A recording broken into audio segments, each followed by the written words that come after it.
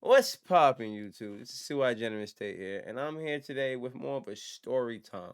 If you follow me on Instagram, most of you know that I was a teacher, a substitute teacher that kind of filled in for a full role position back in November. So I kind of wanted to talk about my story. I get so many questions about how was it being a teacher, how did I even become a teacher, and I kind of wanted to address it all in one little take and make a little video about it. So it all started back in November of 2020. I had recently got back from Europe. I was living in the UK. I couldn't get a job. It was crazy. I got denied by unemployment.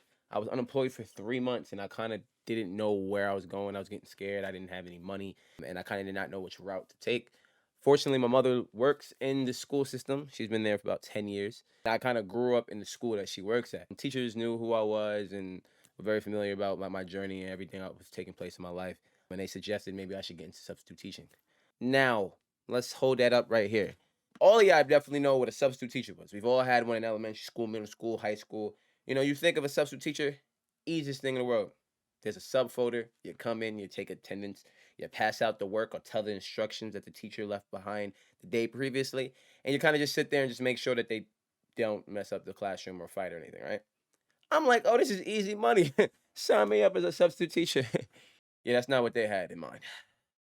They finessed me. My mom 100% finessed me, had plans of me coming in and filling in from the beginning for a teacher who was out on medical leave due to COVID. Yeah, that memo never got passed to your boy before he said yes.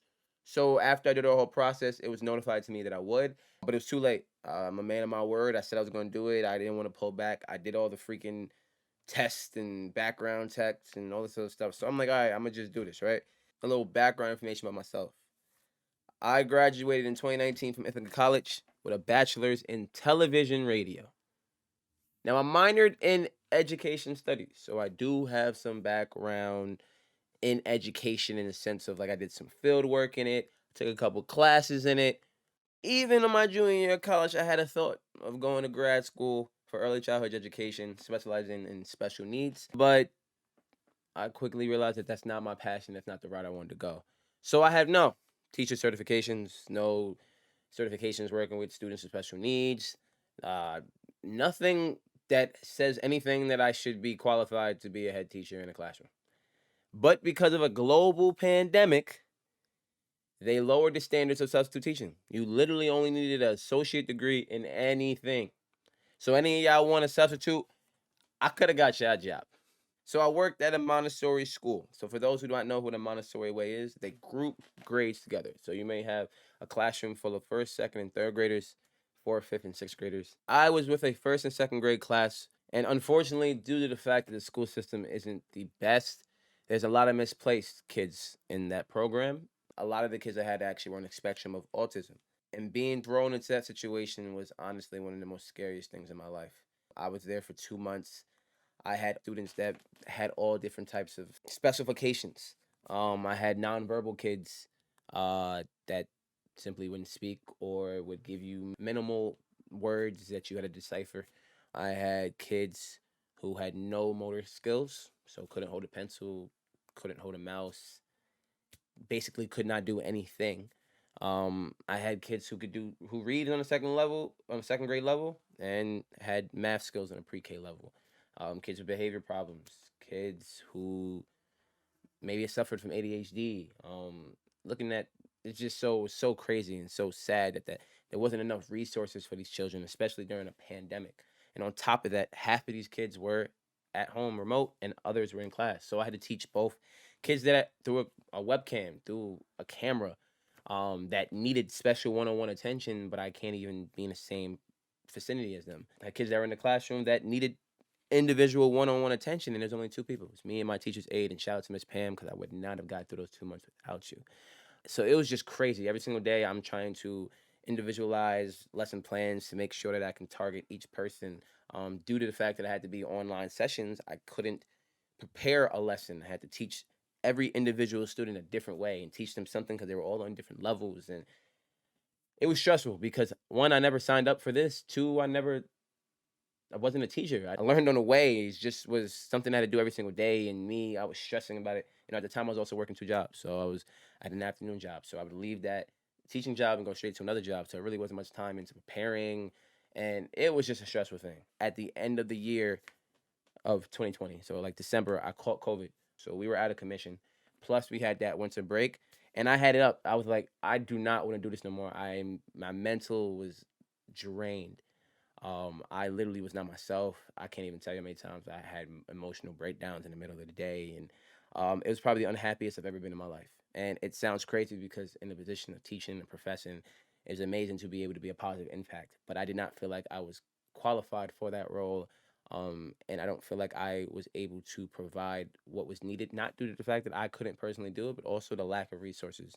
And it was a very, very, very rough time. After I decided not to go, I had a conversation with my mother, who unfortunately we still took a hit from the pandemic financially. And she needed my income to be able to survive. We were behind on bills and stuff like that. So it was more of a I had to suck it up and man, I gotta do this for my mom. So I actually got a call that the teacher that I was actually filling in for was coming back and that they were gonna hire me for a new position as a reading teacher. So I was like, oh, whoo, still didn't want to be a teacher, but it is not in that environment where I did not feel comfortable. Now I didn't 100% feel comfortable being a reading teacher because I'm dyslexic and putting me with kids to teach them how to read words, and I can't. You see the problem there, right? But it was still gonna be an easier transition. I would work one on one with kids or a group of kids and have them for 30-minute sessions, and that would be kind of how the schedule was.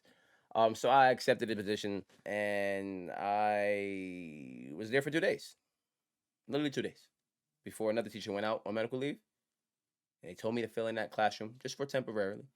And that class was the class that I ended up being with for about five months.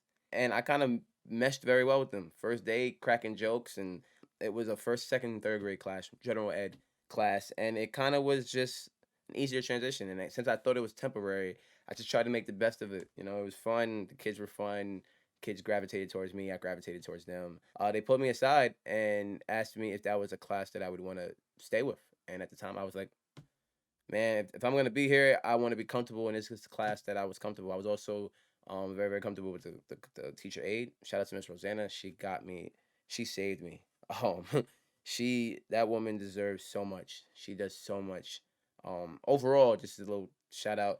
If you're in teaching or taking care of children, you need to get so much notoriety. It is not easy. I didn't realize being a teacher that I'm with some of these kids more than their parents are, and the fact that you play such a huge impactful role in their development, it's just incredible. So my heart goes out to teachers aides, anybody who works in the school system. Y'all don't get enough credit. Y'all need to be praised just like sports athletes and scientists and all this stuff. Like you need a Nobel Prize for the things and the work that y'all do. Even people who take care of little ones like babysitters or nannies or whatever. You need a gold medal because y'all are phenomenal.